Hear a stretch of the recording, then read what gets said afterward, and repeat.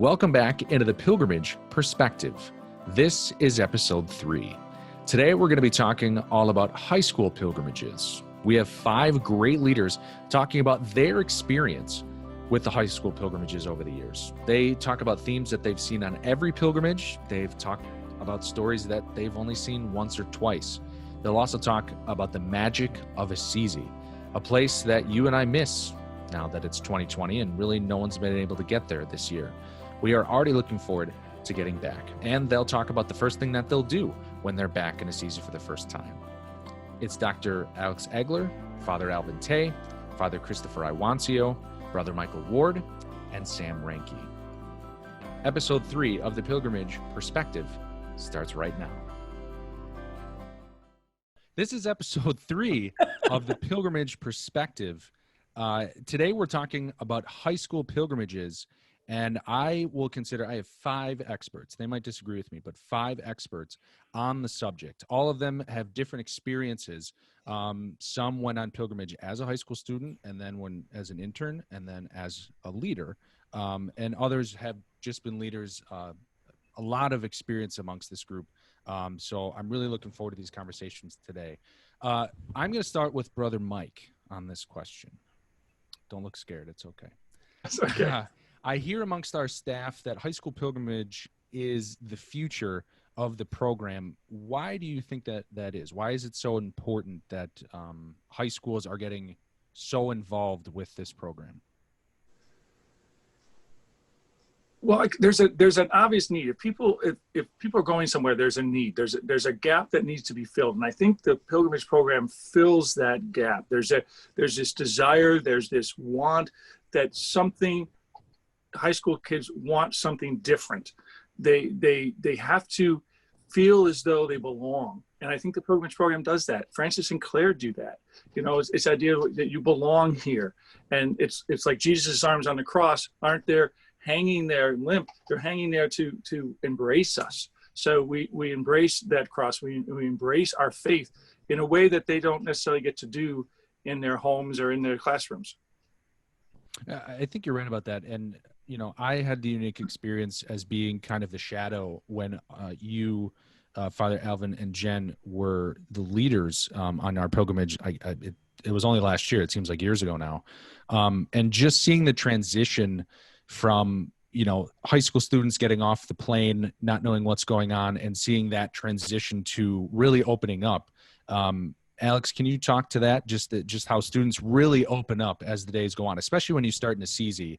It is an amazing thing to watch from start to finish. Yeah, no, absolutely, Andy. One of the things I love about working with this age group is, you know, especially most of my experience has been with an all boys high school. So, you know, they're all really cool. They're jocks. They you know, they have it all together. And then, but one of the wonderful things about being with them is they start to let their guard down. And they start to reveal their true goofy selves as they're trying to unpack, you know, a lot of the atmosphere, the information, the food, the spirituality that we're giving to them. They also come, at least many of the students, high school students that I've had the experience of working with, they come with a pretty basic knowledge of the Franciscan tradition and the spirituality of Francis and Claire. But what's so wonderful about it is putting them in the situation, putting them in Assisi, bringing them up to La Rocca, bringing them to the Porziuncola and La Verna, and bringing to life those experiences. You start to see the wheels turning with them. And they just sort of the wonderful thing about high school kids is they say what's on their mind, for better or for worse sometimes. They follow their impulses, again, for better or for worse sometimes. But we have the wonderful opportunity to walk with them as they're thinking and unpacking all those experiences that they're having at that moment on those 11, 12 days. It's really rewarding for us as leaders. I think I can speak for everybody when I say that. You know, I learn as much from them as I hope they learned from us. No, I couldn't agree more. Christopher, did you have something? Yeah, I guess Comment. one of the things that's really awesome about these high school pilgrimages, where a lot of in high schools you have these mandatory retreats, mandatory service experiences. This is usually a lot of the campus ministry program is fulfilling a requirement, and something like this usually is something they choose to do. And you have kids who may not necessarily be Catholic, may not necessarily be practicing, get some way to experience the church and the faith in a way that's tangible, real. When you talk about Francis, when you talk about his relationship with his parents, it becomes very real for the students. They connect with Francis. They see the disappointment in someone who didn't quite live up to the expectations of the family and society. It's something that really resonates with them, and it's really powerful that this is not something where, we're just filling them with school lessons. It's something where they get to reflect on how does this reflect with you in your life. So you get a little bit of information, a little bit background of Francis and Clare, but you also get experience where they get to connect with them. In a way they can question and deepen their knowledge, but there's a little more freedom and a little more space for them to encounter God, Francis, Clare, and Jesus. Yeah, I think you make a really good point. One of the quotes I had from the video I put together last year was from Brother Mike, and he said, we have friends, maybe even ourselves, we wonder, where are they going? Are they doing the right thing? Clare offers us an opportunity for someone your age who made some pretty gutsy choices, okay? But all of her choices, what was her focus? For the love of who? The love of God in Christ. Because through her prayer life, and through her friend life and everything she did, she realized that this is because this is what God is calling her to do. That the walking with Francis and Clare during your time in Assisi is so powerful because they're almost the same age as Francis and Clare were in that same place and going probably through the same trials, tribulations, and awkward periods of growing up. And I think it was so interesting to see them take that lesson, because I remember we were standing with the torches just outside of Assisi, and Mike was talking about that, and you kind of saw the wheel start to turn in talking about what they're going through. And then they all thought, oh, I can't believe we're going through the exact same thing, obviously in many years later. But I ask you, Sam, because you were a high school student in your first experience with pilgrimage. What was that like when you kind of went through that process during your time on pilgrimage? Yeah, I mean, like you were saying, Francis and Clare are two very relatable saints, especially for young people. And I know when I first went on pilgrimage, I wasn't very open to the whole idea of it because I thought it was going to be walking through these old streets, going to church, and then listening to some lectures in a classroom.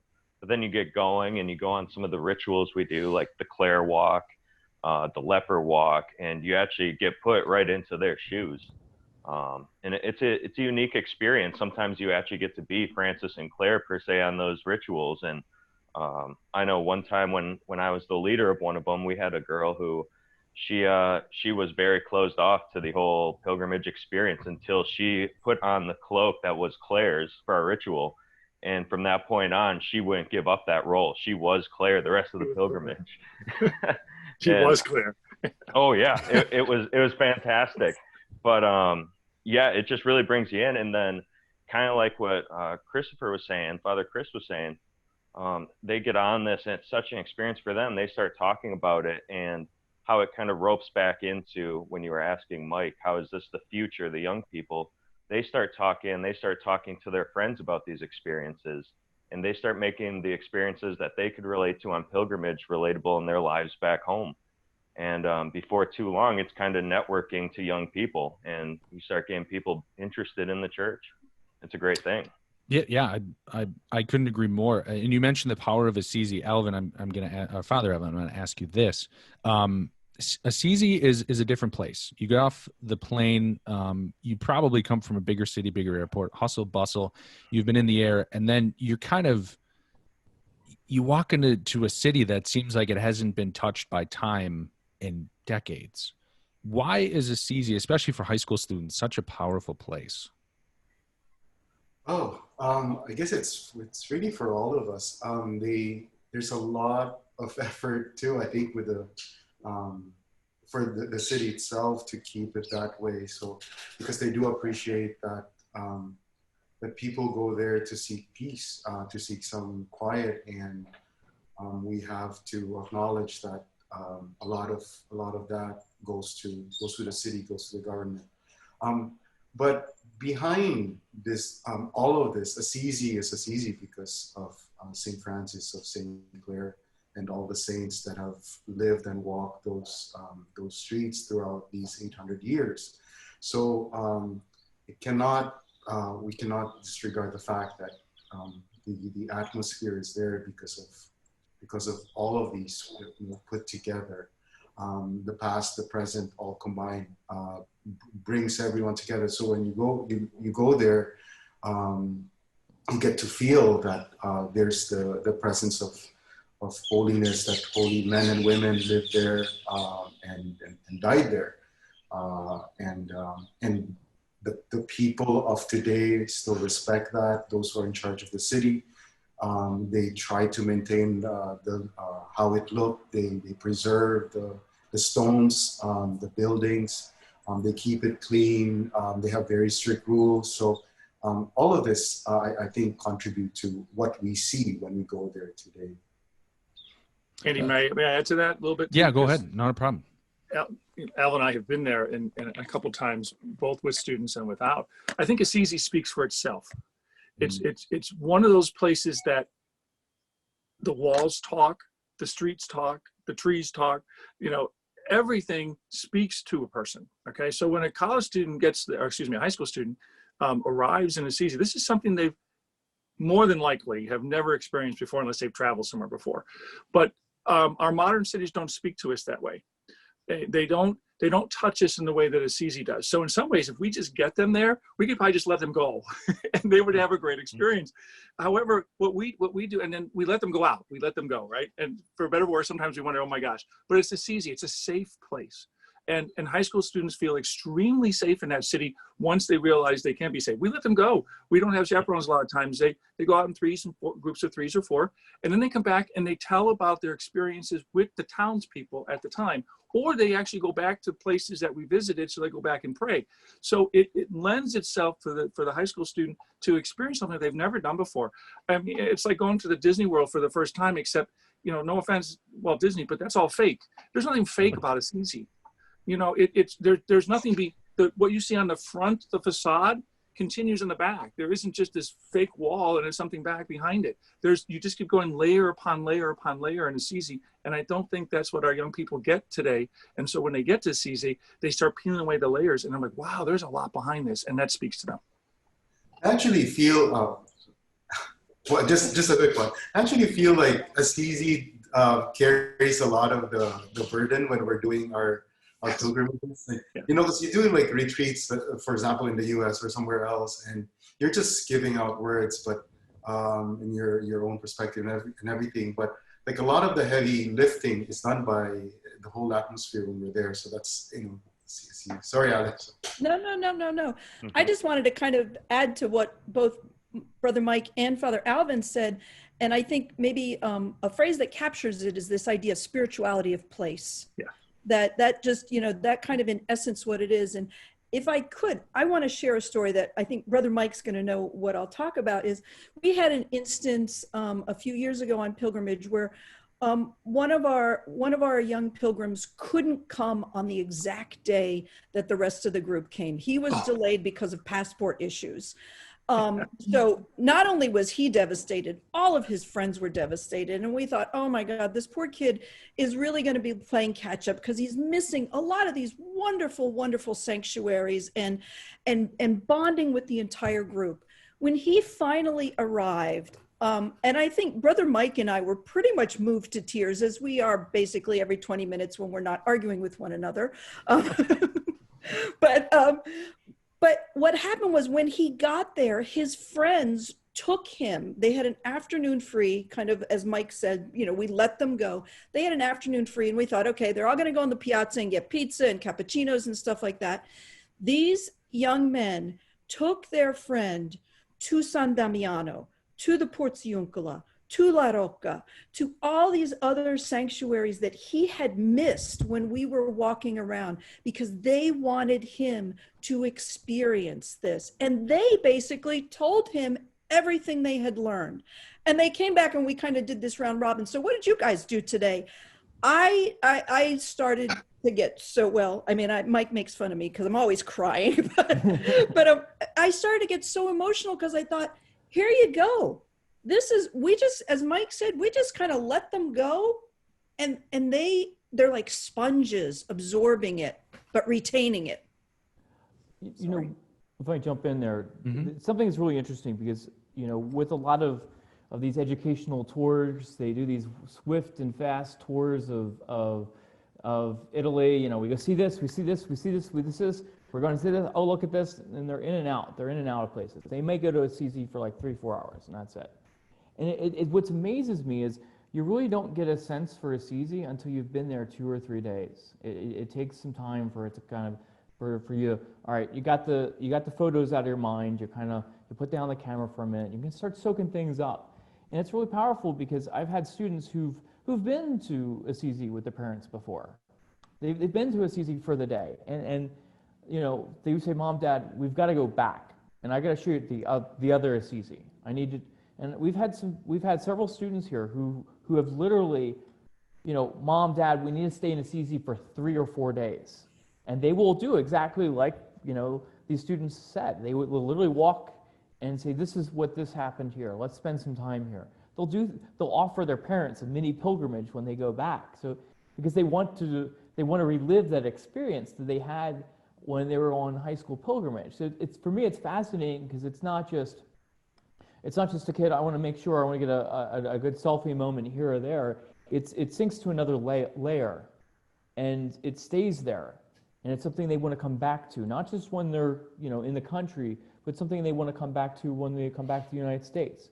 The reliving of going to the pictures, they want to relive those friendships. There are friendships that are born out of these pilgrimages that would not have happened otherwise. And I think too, the townspeople of Assisi, this is another story that we had. The weather, every once in a while, the weather changes on us. And whether we go in the spring or we go in December. And there was the one December it got particularly cold. We didn't expect it to be, and we had lots of snow, and didn't expect it. And so the students who came didn't necessarily have winter clothes to wear. Well, one morning, all of a sudden, we get down to where we're staying in Assisi, and there's this big pile of hats and scarves and gloves. And I've asked the person who takes care of us. I said, "Rita," I said, "what's all this?" She said, "Oh, well, the townspeople realized that the young people didn't have the right clothes, so they're donating all these clothes to these kids, so it doesn't prohibit them from having the experience that they need to have when they're here." Because and you asked about the future of the program, even the people of Assisi realize that it's important for these young people to have this spiritual experience, that they're willing to, you know, like I said, give hats and gloves. That was a teary moment for me, let me tell you. And that they said the students need to have this. We don't want anything to prohibit them from having a great experience. It's amazing to me. And Father Christopher, you said you have to be in Assisi 2 or 3 days really to soak it all in. For me, I've been there twice, and I don't think I appreciated as much as I should have the first time, because you're just in awe of everything going on. And it was kind of a more rapid pace. And when I was with Alvin, Jen, and Mike the last time, it was like experiencing everything all over again. And I almost got to experience it through the eyes of the kids, and seeing them turn from, you know, kind of cocky or scared high school kids, depending on who they were, into a group of fast friends like they've known each other for 4 years. And some of them, they aren't friends at school, but this experience is so transformative. It was amazing to see. And that group that we went with saying, "This little light of mine," and it was so good. I had goosebumps that hurt because I had goosebumps so long. And that doesn't happen. You know, Assisi is an amazing place that only in that place can things like that happen. So getting to experience that, I feel very privileged to do that. Father Christopher, I'm going to ask you, to my understanding, you have a higher degree, and pilgrimage was a huge part of that. Is that correct? Well, it's interesting you should say that, because when I was participating in helping lead the high school pilgrimages, I was kind of discerning whether or not to go on I was working on a master's degree in education, and I decided to go on for a doctorate in education. And I was inspired by Alex here, who herself did her dissertation on pilgrimage. I was inspired by that, and so I did my doctoral dissertation on the experience of high school youth on pilgrimage. So it's one of those things that, and I did it because it's one of those, because I think one of the things is I found it for the high school students that I've been with, that it was a transformative experience in a place where something happened there that didn't happen on retreats or even service projects, something different. And for our world where young people are afraid of church structures, they don't want to go into a church. They feel like they're being brainwashed, or the faith is being shoved down their throat. This is where the space where they go like, what's that? Why are we doing that? What's this? And they get to encounter some things about the faith in a much more a way that's more free and less threatening. And and it's interesting. It's not necessarily. It's not about the. It's not about the super programming. It's about the space that the pilgrimage creates. It's been fascinating because a lot of retreats, it's about, you go on this type of retreat and you have this type of experience. You have this talk. You have the sad talk. You have the joy talk. You have this. There's an emotion you need to feel at this point. And it's like, this is where it is. This is the story. What are you experiencing? And so it's a great place for people to have experiences of their faith and social experiences. I really believe in this. I really believe in this is changing kids' lives. And it's really powerful because people who've been alienated by organized religion have come back and said, you know what, I'm starting to go back to church now. And that does something. That does, that's something not even it's interesting because, I see people in youth ministers spend all this effort and time trying to come up with the perfect program, and just this experience is, really doing things that, that is, I don't want to say magical, but transformative and rich. And to go off what Chris said there about bringing people in, I think one of the most interesting parts is I've been on pilgrimages before with people not of the Catholic faith or of different religious backgrounds, and after they leave pilgrimage, you can kind of tell there's wheels spinning in their head. These Francis and Claire guys, they're kind of neat. I wonder what the rest of the church is about. And I don't know, it's just really interesting seeing people get interested in it so quickly. Yeah, I'll ask the question to the group. Sam, you mentioned that the non-practicing are people of different faiths. Why do you think pilgrimage is like that? Why do you think it speaks to people that may not have that Catholic connection? And anyone can start. Well, I'll say, first of all, pilgrimage is something that happens in basically every religious tradition of the world. So it's not an alien concept. I also think one of the things about pilgrimage is everybody who participates in it can take ownership of their own experience. We are there as leaders to guide, to plant seeds, but we're not going to tell you, this is how you need to think. This is how you need to be a pilgrim. This is, these are the end results that are going to happen, because one of the wonderful things about pilgrimage is it's a unique transformative experience for everyone in an individual way. I'll stop, let somebody else say something. Yeah, just to go off that about how it's your own unique way. Another way I guess you could coin pilgrimage is a retreat. And if you put in terms of like an army or a war, you retreat from a war to kind of get back and to take care of your army, take care of all your people. And I think that's kind of what all pilgrimage is about. You kind of retreat, you take steps back from your daily life, and you take time to kind of heal yourself and kind of get better and prepare yourself to go back out into the world. Because I think a big thing, especially with Assisi, there's a lot of quiet time. And a lot of young people nowadays, they don't have a whole lot of quiet time. Because they're just hopping from A to B to C. And then the other thing, they got heads planned in the phone all the time, and you don't really see everything that's around you. So a lot of these younger people, they come on pilgrimage, and this is quiet time they've never been able to experience before. And they get that moment to retreat to themselves. And I think it's magical. It really is. One thing that's interesting is that with the rituals and the liturgies, they get to volunteer and participate. You know, a lot of times in retreats, the leaders run everything. The leaders, this is, you know, we're going to do this for, you know, they have everything's set.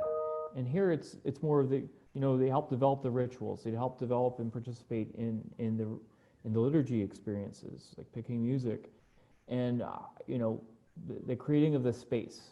I like to think about creating that space for them to interact and have those experiences with God, and you know, Francis and Claire can be very powerful. And also, I'm going back to Francis and Claire. If there's anyone that someone would walk the footsteps of, you know, when you go to these two, especially Francis, then you're going across religious backgrounds, and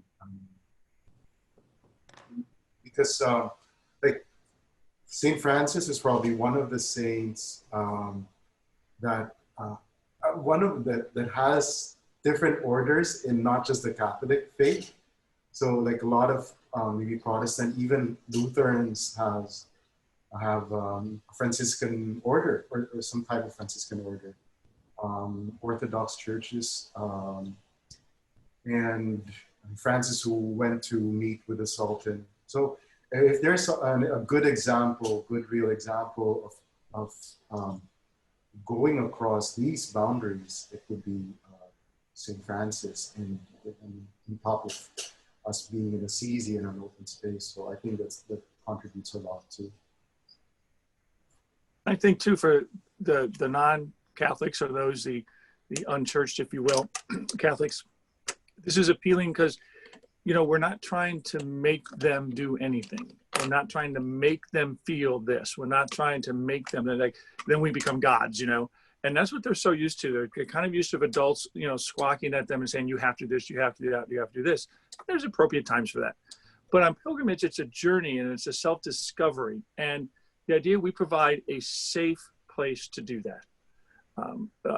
Among ourselves, we know that we're not trying to change them. This is a transformative time for them. And that's what you have to do on your own. We can provide all the externals that they need, and we'll provide that for them. But we're not going to say, you have to feel this once you get in there. You have to do this. And I think what happens is, for non-Catholics and those, they feel, oh, we're not being this pushed down our throat, so to speak. And I do feel welcome. You know, Vatican II told us, you know, in the liturgy, be full and active participation. But I think in our Franciscan spirituality, that was always been full and active, no matter who you are. You're fully, we welcome you no matter who you are. You know, the fact that you maybe not be baptized a Catholic, okay, but that's great. We still love you as a person. And, you know, we're not going to treat you any differently as a human being with dignity and respect. I think that goes a long way for these young people. I've heard that more than once. They said, you know, I feel really welcome here that I haven't felt before.